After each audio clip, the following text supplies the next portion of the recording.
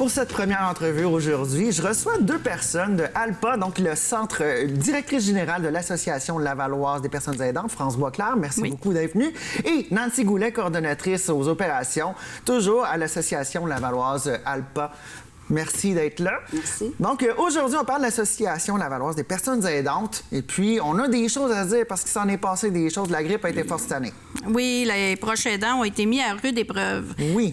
Surtout quand ils ont été sortis des CHSLD, ça a été difficile. Mais il y en a beaucoup qui étaient quand même à la maison. Nos membres chez nous, la majorité des membres ont plus de 70 ans, donc ils ont été confinés longtemps. Par contre, nous, à l'ALPA, nos services n'ont pas arrêté. À partir du 15 mars, on est tombé en service essentiel pour le répit à domicile qu'il fallu complètement adapter au fait qu'il y avait la COVID. Donc, on s'est mis à faire des épiceries, à faire un peu de ménage, à aider à faire les repas. On était, en fin de compte, les gens qui pouvaient amener du soutien aux personnes âgées à domicile. Qui étaient très isolés, on s'entend, là. Oui. J'ai parlé d'autres organismes, là, dans les derniers jours, les petits frères des pauvres. Puis, c'est assez tragique ce qui s'est passé, là. Oui, mais nous, on a continué quand même de donner le service, puis ça l'a quand même là, aidé. Au début, il y a beaucoup de gens qui nous pensaient que ça ne durerait pas longtemps, comme beaucoup de gens. Ou que les zombies allaient débarquer. C'est ça. Et tout d'un coup, après 3 semaines, 4 semaines, ils se sont dit que, OK, là, ça ne marche plus, là. Fait que là, on a eu des rappels à l'organisme pour avoir du service. Et en même temps, bien, on a profité des fonds d'urgence de Centraide, des fonds d'urgence du Grand Montréal pour développer aussi des services pour les parents d'enfants multihandicapés. Oui. Ça, j'aimerais ça qu'on en parle, parce que souvent, on parle de proche aidant. On s'entend que c'est des personnes qui sont en perte d'autonomie, souvent un conjoint qui est en perte d'autonomie, qui a eu un handicap, des trucs comme ça. Mais les parents d'enfants avec handicap multiple, là, sont laissés à eux-mêmes très souvent, n'est-ce pas? Oui, effectivement. En général, là. Oui. Effectivement, c'est pour ça que l'ALPA, dans le fond, on a eu un service de garde d'urgence pour justement aider les parents à souffler un peu ou afin qu'ils poursuivent leur travail, tout simplement. Ouais. Il y avait encore des gens, quand même, une bonne proportion de la population qui était encore sur le marché du travail pendant la pandémie. Oui. Et là, présentement, c'est devenu un centre de jour, justement, un centre de jour pour enfants, là, plus un camp de jour, si vous voulez. D'accord. Pour justement accueillir d'autres enfants, là, aller jusqu'à la reprise des classes, si ça a lieu ou quoi que ce soit.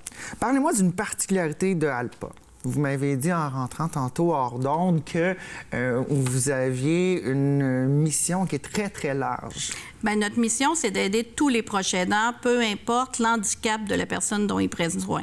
Donc, on dessert vraiment les parents d'enfants multihandicapés, les parents qui prennent soin de quelqu'un qui a un DITSA, déficience intellectuelle, trouble du spectre de l'autisme, mais on a aussi toute notre clientèle âgée. Les gens qui prennent soin de quelqu'un qui ont la sclérose en plaques, qui ont le Parkinson, qui ont de l'Alzheimer, de toute dégénérescence cognitive.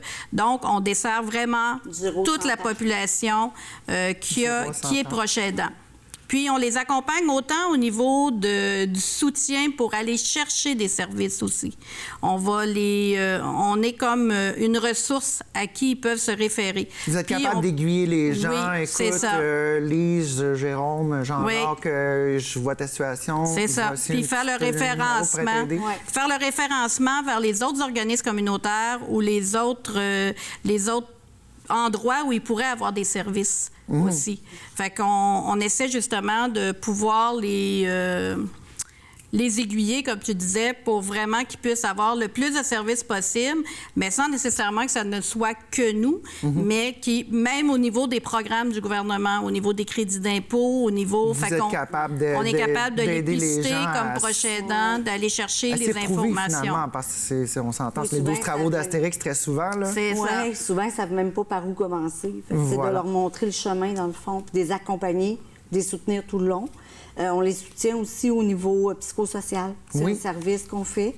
Les rencontres sont gratuites. Il s'agit juste d'être membre au coût de 20 la cotisation annuelle. Exactement. Comment ça fonctionne? Là, pour les gens qui auraient besoin d'aide, là, c'est aldpa.org, donc ALDPA.org ou 450-686-2572. C'est ça. Ouais. Exemple, j'ai besoin d'aide, je compose le numéro, je vous ai au bout du fil. Qu'est-ce qui se passe? Bien, en fait, on vous demande votre besoin. Hein? vous êtes proche aidant de qui? Qu'est-ce qu'il y en est de la situation? Par la suite, on vous demande d'adhérer à l'organisme au coût de 20 $ la cotisation annuelle. Ce qui est rien, en fait. Non, Ça vraiment paye même pas. pas le salaire d'un employé pour une heure. Non. Puis Wow. les services à domicile, par la suite, c'est 3 $ de l'heure. D'accord. Donc, toute la balance, on a du financement qui s'y rattache. Et pour le soutien psychosocial, comme on parlait tout à l'heure, que ce soit pour... parce que vous êtes proche aidante, mettons, de votre grand-mère ou d'une autre personne, c'est gratuit. Fait que c'est vraiment à coût d'une heure.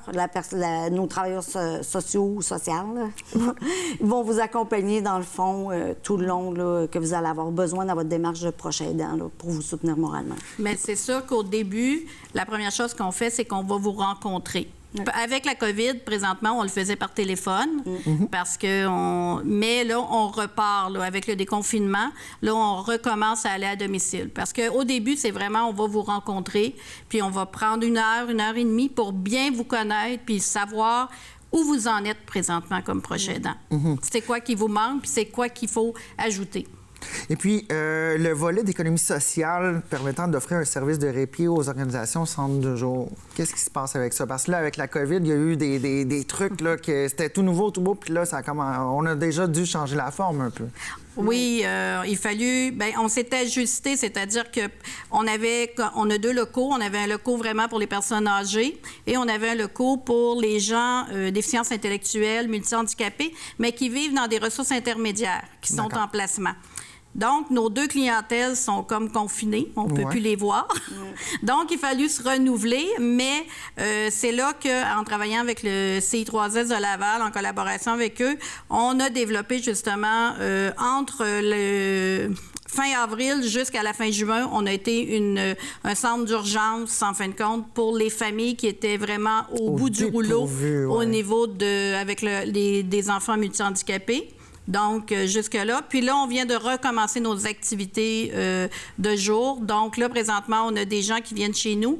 La plupart sont des gens, des jeunes d'âge scolaire qui présentement n'avaient pas de camp de jour, n'avaient pas de service de garde, n'avaient rien. Donc là, ils viennent chez nous. Vous prenez la relève un petit peu là-dessus. C'est ça. Fait qu'ils viennent soit 5 jours semaine ou des demi-journées. Et après, en septembre, bien là, on repart avec une autre clientèle qui va avoir 21 ans et plus, mais en déficience intellectuelle. Mais il faut qu'ils soient chez eux. C'est ça. Okay. Parce que nos autres clientèles qu'on avait, eux, ne peuvent pas sortir pour le moment. Pour le moment. Ça ne veut pas dire que vous n'êtes pas là. Vous avez été là tout le long de la pandémie. Oui. Vous êtes devenu un service essentiel à ce moment-là. Est-ce que c'est déjà arrivé dans l'histoire d'ALPA ou c'est vraiment la première fois que le gouvernement vous prend service essentiel maintenant? Oui. Le répit à domicile, automatiquement, est devenu service essentiel. Et nous, on est, avec la coopérative de soutien à domicile, on est comme les 2 organismes qui font du répit à domicile. Donc, ça devenait automatiquement, on était sur la map pour ça. Là. Mais c'était une première, par exemple. Oui, c'était une première. Oui. Ça demande beaucoup d'adaptation. Et puis, rapidement, parlant de répit à domicile, vos employés aussi vont avoir besoin de répit. Vous êtes à la recherche de candidats? Oui. Regardez votre caméra. Oui, on est à la recherche de préposés qui veulent se rejoindre à une équipe extraordinaire.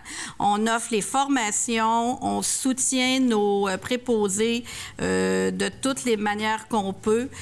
On offre une prime de risque présentement, aussi longtemps que les mesures sanitaires vont être présentes.